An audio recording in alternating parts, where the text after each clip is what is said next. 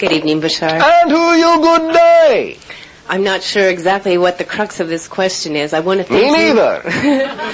first of all, for helping me discover some joy in my life. Oh, thank you for discovering the joy that has always been there within you, and there is more to come. Yes, I'm sure that's true. I've discovered something that is exciting to me. Oh, all right. Do share. I think the question is, should I just allow it to be exciting for me, or should I make a business out of it and share it with other people? Well, you can allow it to be exciting for everyone. That doesn't mean everyone has to choose it. But you can allow it to be exciting for them.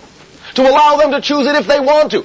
By all means, in whatever way you feel represents the strongest expression of your excitement, do so if that is the way you want to serve. You are only putting it out there for them to choose it as a preference if they want to.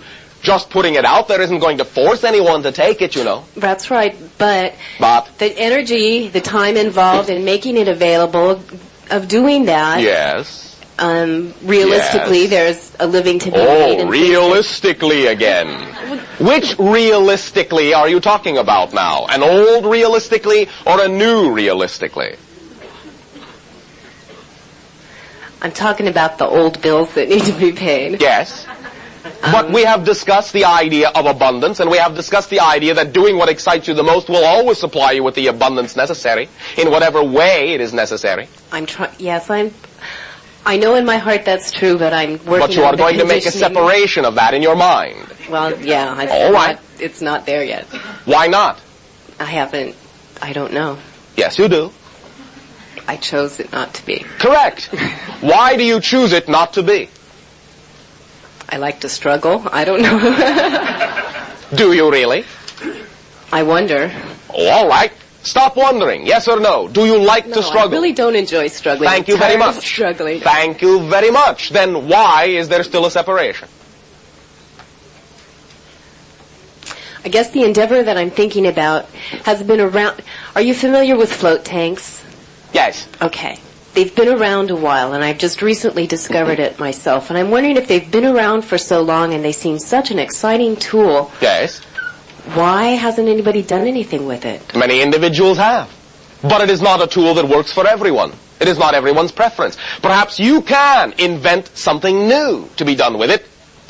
That could be exciting to many other individuals. Remember that if you are not operating on a particular frequency, on a particular wavelength, then you do not necessarily give yourself the opportunity to see what has been done on another wavelength until you intersect that wavelength.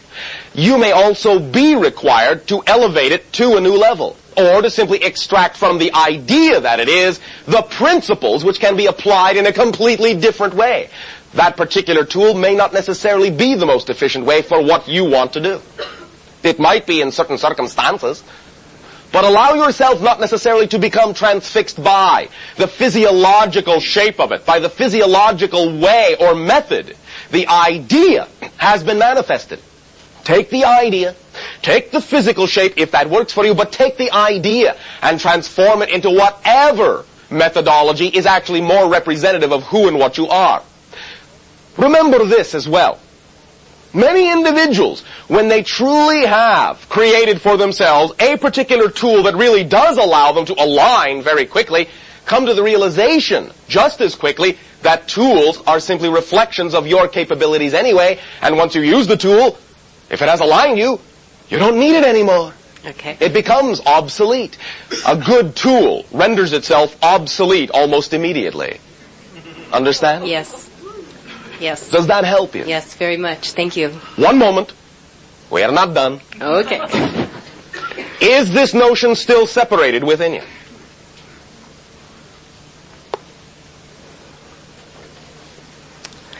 Feel around.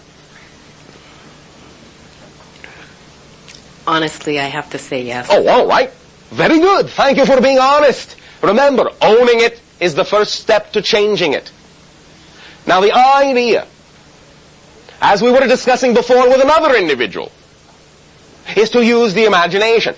Do you have some sort of scenario, some sort of picture, some sort of image, some sort of feeling as to what you would be like if you didn't have that separation?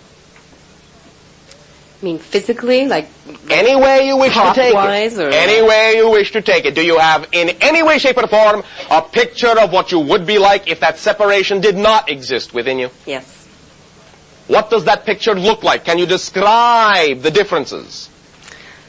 on a Any way. in Any a way. level, it would be high energy. High energy. What does that mean? How does that translate in your physiological reality when you say high energy? Not having it's not Do an not tell me what it is not. Tell me what it is. effortless. It is effortless. All right. Give me a physiological picture of something that would now be effortless.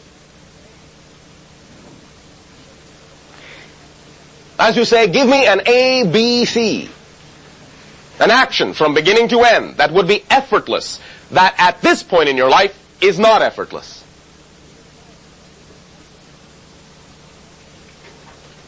Are you having difficulty picking something that is not effortless in your life? Yeah. Well, very good. The more difficulty you have discovering things that cause effort within you, the more you will balance and blend. You see, many times, many of you think you have all these things holding you back, but when we ask you to look for what these things are, you have a great deal of difficulty finding them. Maybe they're not really there. And just because you think they're there, that is the only obstacle that has always existed. Just because you have bought into your society's structure that says, well, you all have these things within you. Whether you know it or not, you've all got these things holding you back. So you buy into that. Well, I don't know what it is that could be holding me back, but we all have it, so it must be there somewhere. But when you're asked to look for it, you can't really find it because there never has, in many cases, ever actually been any specific thing there holding you back except the belief that there's something there holding you back. So if you can't find it, I would suggest you don't look too hard for one. That you can, on one level, let it be all right to not discover those kinds of things within yourself. And to say, well, wait a minute, maybe I don't really have as many of these separations as I thought. Maybe my ability to conceive, maybe my ability to desire that there is no separation is my little inner voice telling me that there really isn't any. And that I can begin to trust that voice, believe in that voice, and be that integrated individual just because it has dawned on me that I can be. Maybe just the dawning on me that I can be is the doing of the thing, is the realization of the thing, is the clearing of anything that was there or might have been there that maybe kept me separated. Understand? Yes, I do. Do you like playing that way? Yes. Then play all you want that way. These things are not, on one level, just mental games. You are redefining yourself. The more willing you are to open up all of the so-called reasons, to unfold and examine all the so-called reasons you have for why you are not who you prefer to be. When you start unfolding them, very often you will find they are quite empty. That they are just shells, that they are just appearances, and they never really contained any substance at all. Okay. Thank you very much. Thank you, Bishop. Pleasant dreams to you. Thank you. Shedding.